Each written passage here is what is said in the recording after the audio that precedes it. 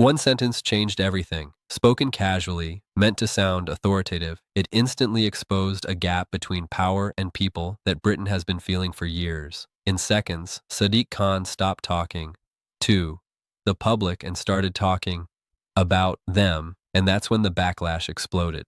No rivals needed, no scandal uncovered, just his own words, turning into the most brutal political self-own of the moment.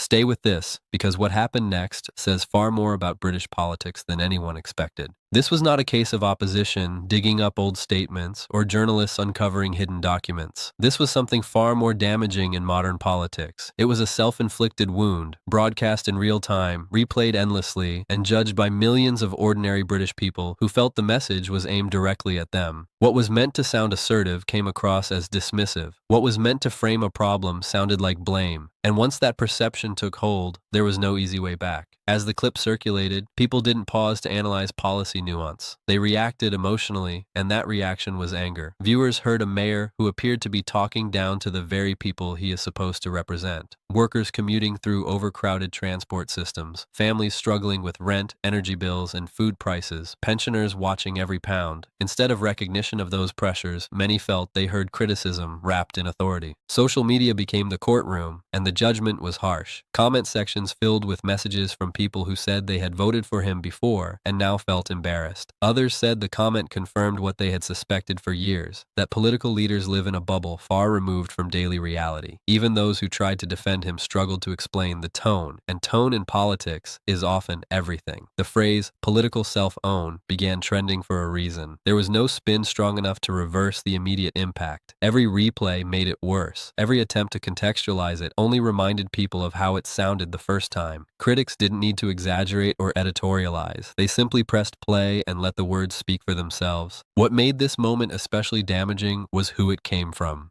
Sadiq Khan has long positioned himself as a champion of ordinary people, someone who understands diversity, struggle, and the pressures of modern urban life. That reputation raised expectations, and when expectations are high, disappointment cuts deeper. For many listeners, this didn't sound like an isolated slip. It sounded like a glimpse behind the curtain. Opposition politicians reacted instantly, but their voices were almost secondary to the public response. Radio phone-ins were flooded with callers expressing frustration. Online videos broke down the clip second by second. Memes spread faster than official statements. The story escaped London and resonated nationwide because people outside the capital heard something familiar. A politician sounding irritated with the public rather than accountable to them. The real damage, however, didn't come just from the words themselves. It came from what followed. Instead of an immediate, clear admission that the comment landed badly, there was hesitation. Carefully crafted language replaced plain speech. Clarifications were issued, but many felt they explained the intention rather than acknowledged the impact. In an age where authenticity matters more than polish, that approach only deepened the sense of disconnect. People weren't asking for perfection. They were asking for humility, a simple acknowledgement that the words were wrong, that frustration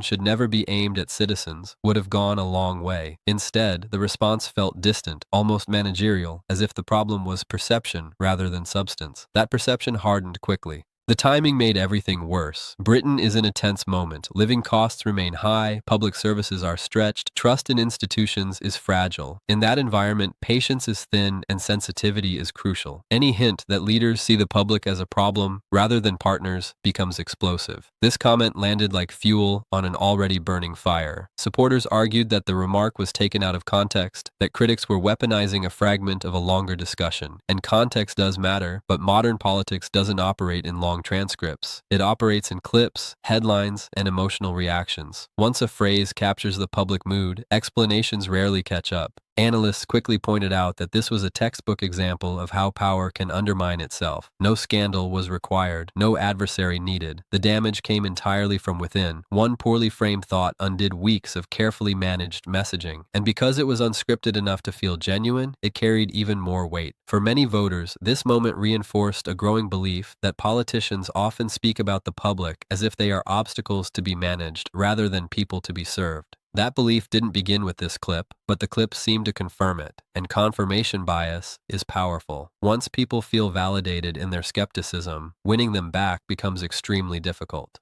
Satirical programs and commentators seized on the moment, amplifying it further. Laughter replaced debate. Ridicule replaced policy discussion. When a political figure becomes a punchline, authority erodes quickly. Every future statement is filtered through that moment. Every serious message undermined by memory. The long-term consequences are harder to measure, but they are real. Voters may forgive policy failures, especially complex ones. They may even forgive broken promises. What they rarely forgive is feeling disrespected. That emotional memory lingers far longer than any statistic. And for an elected leader, emotional trust is the foundation of legitimacy. This episode also serves as a warning to the entire political class. Words are no longer temporary. They are permanent, shareable, and endlessly replayable. Leaders cannot rely on traditional damage control strategies when the public has already formed a judgment. Respectful language is not optional. It is the minimum expectation. What makes this story so striking is how avoidable it was. A different choice of words, a moment of empathy, a recognition of shared struggle, and the narrative could have been entirely different. Instead, it became a case study in how quickly authority can collapse under its own weight. As days passed, the outrage didn't disappear. It settled, and settled outrage is often more dangerous than loud anger. It becomes quiet disengagement, cynicism, and lost trust. Those are the hardest things to repair. For Sadiq Khan, the path forward is narrow. Rebuilding trust requires more than statements and clarifications. It requires a consistent shift in tone, visible listening, and actions that demonstrate respect rather than defensiveness. Whether that happens will define how this moment is remembered, either as a turning point or a permanent stain. But beyond one mayor and one comment, this moment matters because it reflects a broader reality. People are tired of being spoken about instead of spoken to. They are tired of being framed as the problem when they feel the weight of problems every day, and they are increasingly willing to push back when leaders forget that power flows upward from the public, not downward from office. In the end, this was not a scandal uncovered by enemies. It was not an ambush. It was simply a mirror held up to political language, and many did not like what they saw. A political self-own played out in full view, reminding everyone that in modern politics, the most dangerous opponent is often your own voice.